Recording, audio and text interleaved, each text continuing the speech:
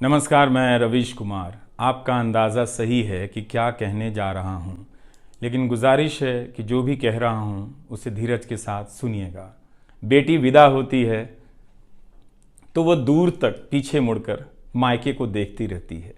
मैं इसी स्थिति में हूँ। अभी मुड़कर देख लेने दीजिए, फिर कभी विस्तार से एनडीटीवी की बात करूँगा। आज की शाम एक ऐसी शाम है जहाँ चिड़िया को उसका घोंसला नज़र नहीं आ रहा, क्योंकि कोई और उसका घोंसला ले गया है। मगर उसके सामने थक जाने तक एक खुला आसमान ज़रूर नज़र आ रहा है। इस बात की सहानुभूति मुझसे ना रखें कि मैं चिट्ठी छांटता था।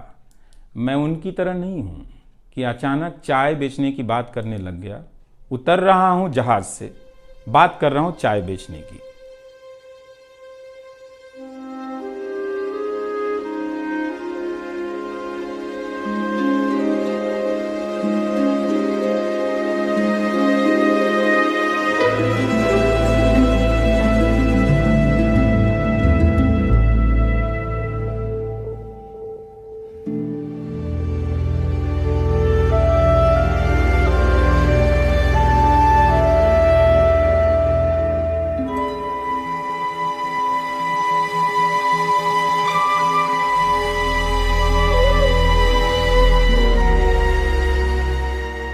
नमस्कार, मैं रवीश कुमार। आपका अंदाज़ा सही है कि क्या कहने जा रहा हूँ, लेकिन गुजारिश है कि जो भी कह रहा हूँ उसे धीरज के साथ सुनिएगा।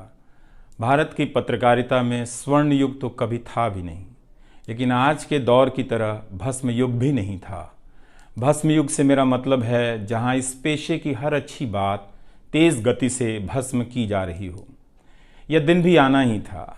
इस देश में अलग अलग नाम वाले अनेक चैनल हो गए हैं, मगर सब हैं तो गोदी मीडिया ही। उसका परिवेश, उसका इकोसिस्टम, पत्रकारिता का और माहौल सब खत्म कर दिया गया है। मगर पत्रकारिता करने और कराने का दावा भी सब कर रहे हैं।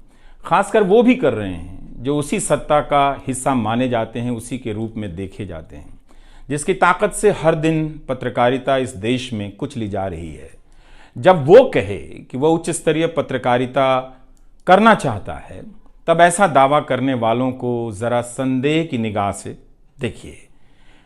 गोदी मीडिया और सरकार भी पत्रकारिता का अपना मतलब आपके ऊपर थोपना चाहती है। अगर इसका मतलब किसी भी रूप में वही है, तब आप एक बार फिर से झांसे में आने वाले हैं। बेटी विदा होती है तो वह दूर तक पीछे मुड़कर मायके को देखती रहती है। मैं इसी स्थिति में हूँ। अभी मुड़कर देख लेने दीजिए, फिर कभी विस्तार से एनडीटीवी की बात करूँगा। लोगों के बारे में और एनडीटीवी के बारे में, डॉक्टर रॉय, राधिका रॉय के बारे में भी।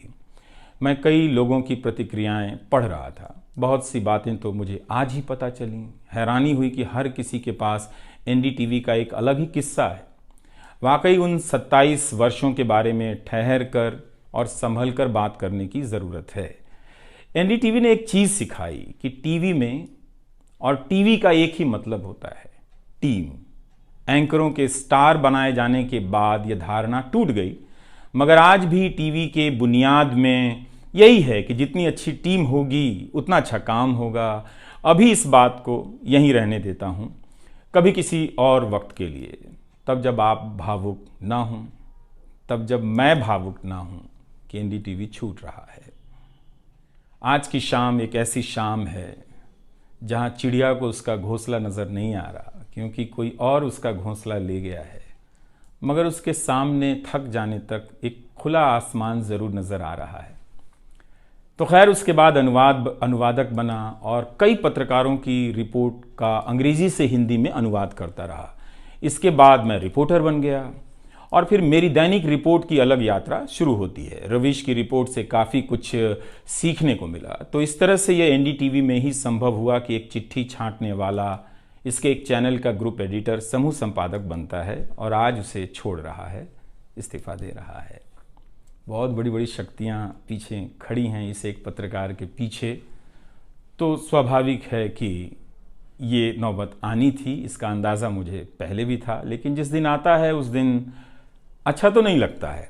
लेकिन मैं आपसे यह भी कहना चाहता हूँ कि जब भी मेरे बारे में मूल्यांकन करें, इस बात की सहानुभूति मुझसे ना रखें कि मैं चिट्ठी छांटता था। मैं उनकी तरह नहीं हूं कि अचानक चाय बेचने की बात करने लग गया। उतर रहा हूं जहाज से, बात कर रहा हूं चाय बेचने की। सहानुभूति के लिए या फिर अपने संघर्ष को महान बताने के लिए मैं ऐसा नहीं करना चाहता। इस देश में हर किसी का संघर्ष ही पहाड़ चढ़ने के जैसा है। आप एम्स के बाहर मरीज जो खड़े हैं, उनके परिजन जो खड़े हैं, उनसे मिल लीजिए। आपको पता चल जाएगा कि उनकी चुनौतियां कितनी बड़ी हैं और आपका दुख कितना कम है, छोटा है। लेकिन आज के दिन मैं आप सभी के बीच दर्शकों की बात करना चाहता हूं।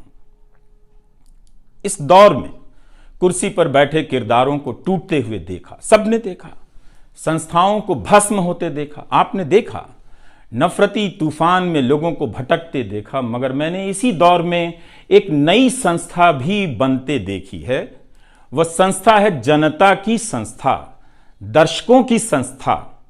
दर्शक ही अपने आप में इंस्टीट्यूशन बन जाते हैं।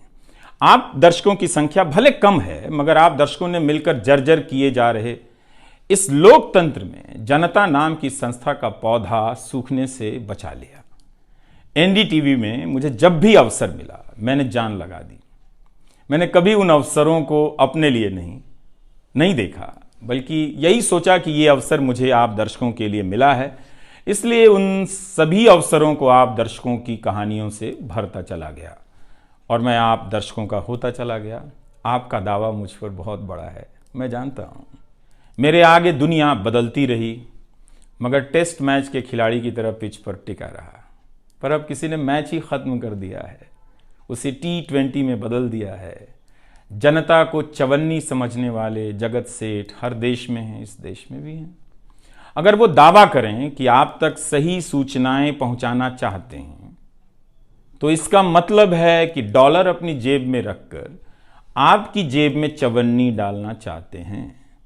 पत्रकार एक खबर लिख दे तो जगत सेठ मुकदमा कर देते हैं और फिर सत्संग में आकर प्रवचन भी देते हैं कि वे पत्रकारिता का भला चाहते हैं। कानून की आड़ में अब अधिकार कुचले जा रहे हैं, अभिव्यक्तियों को रौंदा जा रहा है ताकि सारे अवैध काम वैध नजर आए। इस समय मेरे रास्ते निश्चित नहीं हैं, निश्चित हैं तो सिर्फ हौसला है। उसका भी क्या भरोसा, कभी आसमान में होता है, कभी पाताल में।